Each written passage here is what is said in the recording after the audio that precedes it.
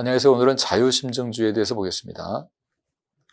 공판기일의 소송 절차로서 공판두서에 기재된 것은 당연히 증거는 인양되며 법관은 기재된 내용을 자유심증주의에 따라 판단한다 그러는데 공판기일의 절차면 배타적 면역이 발생하네요. 자유심증주의 예외가 되죠.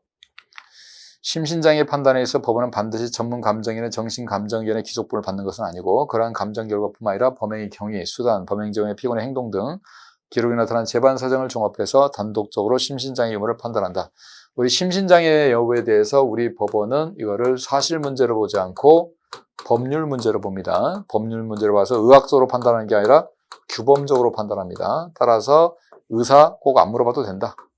법관이 알아서 판단한다. 이렇게 하시고 경찰에서의 자술서, 검사학상, 피신조서, 다른 형사사건의 공판조서의 기재와 당해사건의 공판 등에서 같은 사람의 증인으로서의 진술이 상반되는 경우 반드시 공판정에서의 증언을 믿어야 된다는 법칙은 없고 상반된 증언 감정 중에 어느 것을 사실인증의 자료로 인정할 것인지는 오로지 사실심 법원의 자유심증에 속한다. 판사가 어느 걸 믿을지는 법원의 자유심증이죠. 그래서 이건 맞는 말이고요.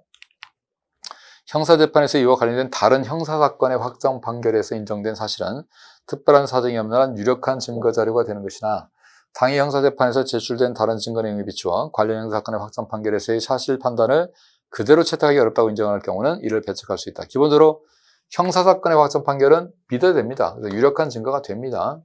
그래서 A가 B한테 뇌물을 줬다고 했을 때 A에 대한 판결이 먼저 있었을 때 A가 5천을 준 걸로 판결이 났다면 나중에 B를 재판할 때도 5천 받은 걸로 보는 게 맞죠. 이게 유력한 증거가 되니까. 다만 원래는 5천이었는데 B를 재판하다 보니까 뒤로 3천을 더 준 게 확인이 되면 그때는 8천으로 갈 수 있는 거죠. 그래서 그때는 다른 증거에 비춰서 확정 판결 사실 판단을 그대로 채택하기 어렵을 때는 배척할 수도 있다는 것도 기억하시고.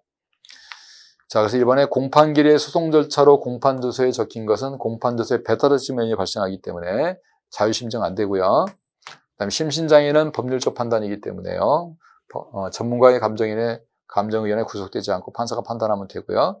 여러 가지 증거가 있을 때 어느 걸 믿을 것인가는 판사의 자유심증이라는 거. 그다음에 형사사건의 확정 판결은 유력한 증거가 되긴 하지만 다른 증거가 발견되면 배척할 수도 있다는 것도 기억하시면 됩니다. 그래서 틀린 거는 1번입니다. 좋습니다.